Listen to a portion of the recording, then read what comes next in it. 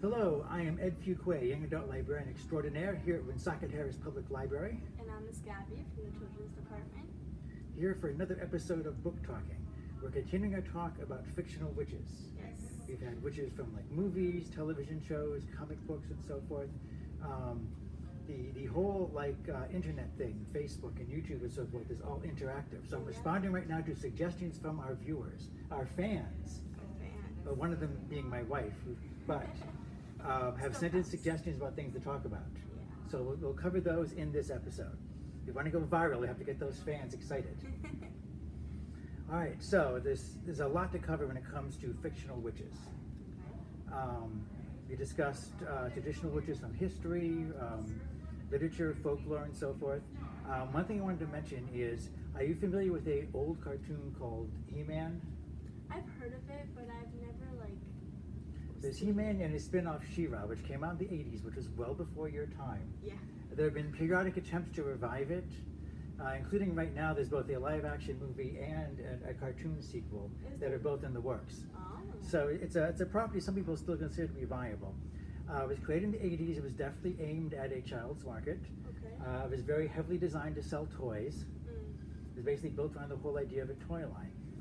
But they had created kind of an interesting universe. He-Man was sort of a superhero of a magical world called Eternia, and he was mostly known as Prince Adam. He had a secret identity like Clark Kent. Wow. And secretly, I'm not sure why he had to keep his identity secret. He had a magic sword. He would pull it out and shout, "By the power of Grayskull," would transform him into the big, brawny, like virtually bare-chested He-Man. Pretty simple concept. Yeah. And his talking tiger became a huge tiger known as Battle Cat that he could ride into battle. That's cool. That was very cool. Yeah. One of the things that struck me about it when I watched it, and I was definitely too old to be the target audience when I watched it. I was all grown up. But it was also one of the things I liked about it was, despite the fact that it was clearly and obviously aimed at boys, the lead character is literally called He-Man. However, the show was full of strong female characters. Which is good. Yeah. That's very good. He-Man, his mother was on the show. She was a cool character. We later discovered that she was actually a woman astronaut from Earth who fell through a space warp and wound up in this universe. Wow. So that was kind of cool. But the most powerful and interesting female character on the show was the sorceress. She's very cool. She's beautiful. She has this headdress that looks sort of like a bird. Yeah. Because the falcon is her token animal. She can change into a falcon. She's an extremely powerful magical figure. She's the one who gives the sword of power to He-Man, and she later gives the sword of protection to She-Ra. So she serves this purpose like a combination of Merlin and the Lady in the Lake. She gives the swords of power that creates both of these characters. She's incredibly powerful, but she also has her limitations. Yeah. Her power stems from Castle Grayskull, where she lives, and she can't leave it, at least not in her human form. To leave it, she has to change into a falcon, and she can fly. She can also send out telepathic communication to people. That's cool. And she's always stepping in and assisting people and giving them wise advice and so forth. She's very compassionate, very gentle with people. Now, the other top female character in there was named Tila. Okay. Tila was raised by a man-at-arms who was the guard to the king and queen, also a wacky inventor. They had a small cast. They had to double up on things. And Tila was the somewhat butch action girl. Okay. She was definitely the first one to jump into battle. She wore armor all the time, carried a sword. The Mulan of the... Yeah, she was like the Mulan of the show. Yeah.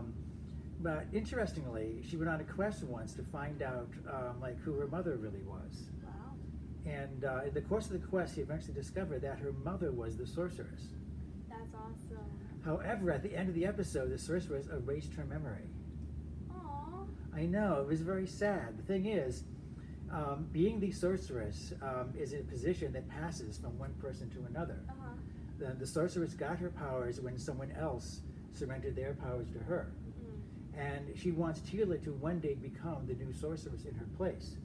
But So if she knows about it, she wouldn't be able to. it'll change her destiny. Yeah. If she knows, it'll alter what she does.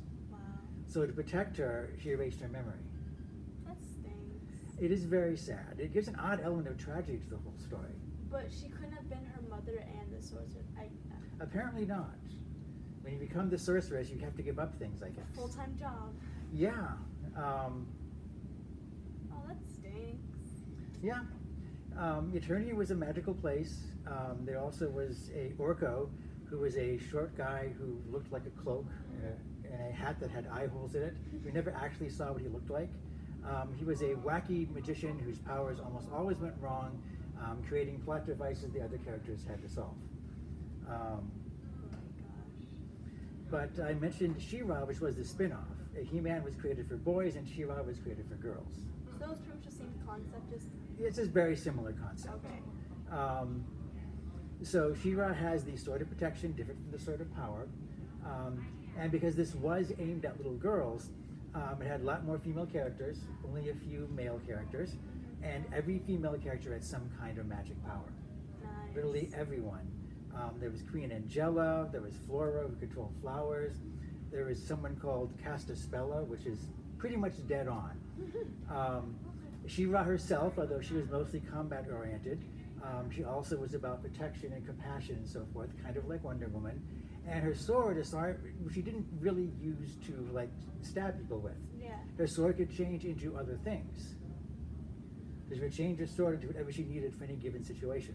Oh, so it was like, how did it work? Did she have to like cast a spell kind of thing? Or was Yeah, it basically, it would magically change into whatever she needed for any given situation.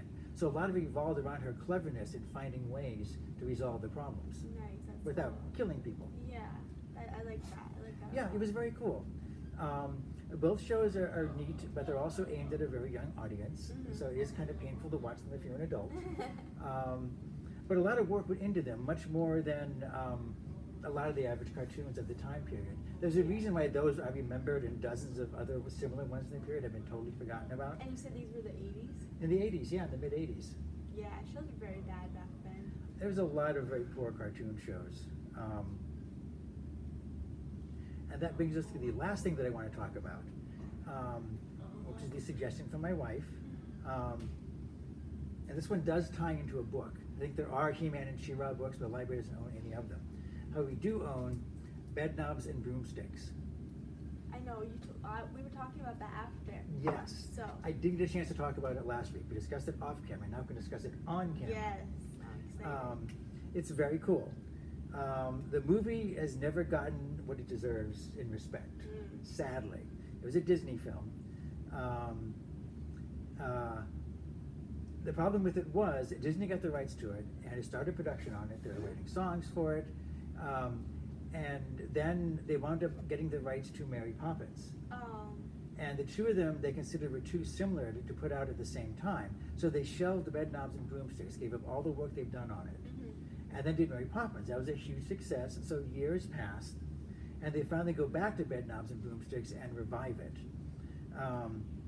And this time around, they took like one of the abandoned songs from Mary Poppins that wasn't used and gave it to Bedknobs and Broomsticks. Bedknobs and Broomsticks also involved like actors interacting with cartoons. Now, if they'd done Bedknobs first, like they originally planned, it would have been the original. But since they shelved it, Mary Poppins came out first. So now So it just looks like a spin-off. it looks like a ripoff, and it's really not. It's from a book that had no relation to Mary Poppins. Yeah.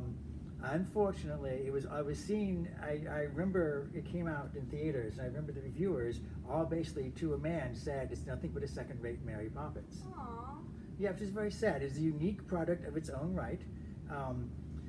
It stars Angela Lansbury as Eglantine Price. Okay. She's a witch who is studying witchcraft through a correspondence school.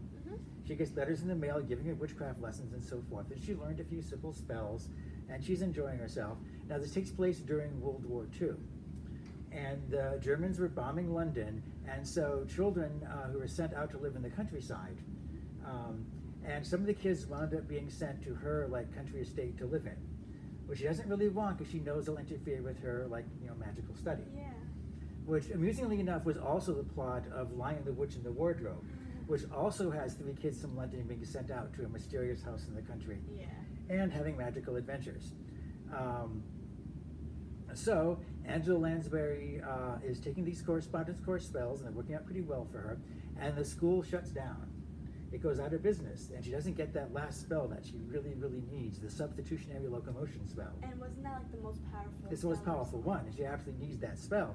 So she winds up going to London, and they travel magically on a flying bed, more teleports than flies, really.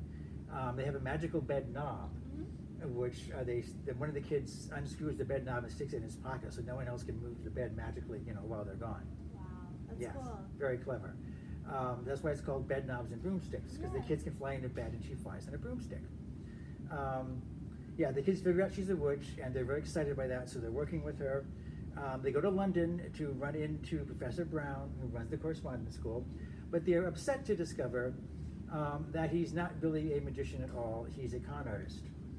He was sending her spells from an old book that he'd got.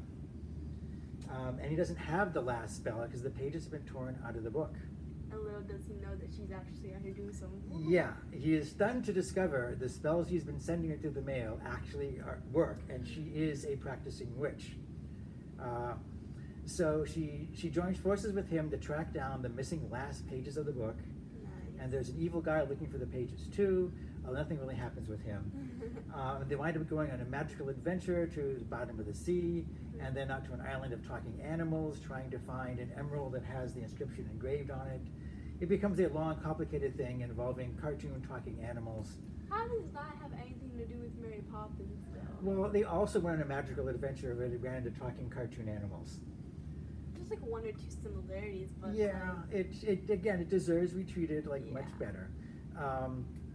Have you ever figured out if it's on Disney Plus? It is on Disney Plus. It is? Yes. I know. I watched it in preference to this. Yeah, it is very fun. Angela Lansbury is fantastic. David Tomlinson plays Professor Brown. He's a very good actor and a very good singer, although he did play the father on Mary Poppins, so his presence only reminds people of how good Mary Poppins was.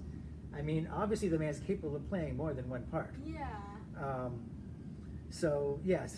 And the best part about Bedknobs and Broomsticks, by far the most famous scene in it, is at the end.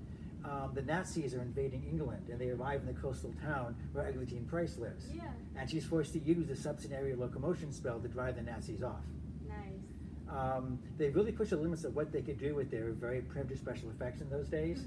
It's a very famous scene, and so, in Bedknobs and Broomsticks, they fought Nazis, which is more than Mary Poppins ever did. Yeah, she didn't Yeah, do that much. what did she accomplish? She raised a couple of kids, big deal. Spoonful of sugar. Yep, yeah, this witch fought Nazis. So yes, Bedknobs and Broomsticks, the book and the Disney movie are actually very good. It's a lot of fun. Nice. And there are a million fictional witches. Going through my collection, you can talk about them forever. One of the interesting things about witchcraft is it represents the secret world, a world of magic.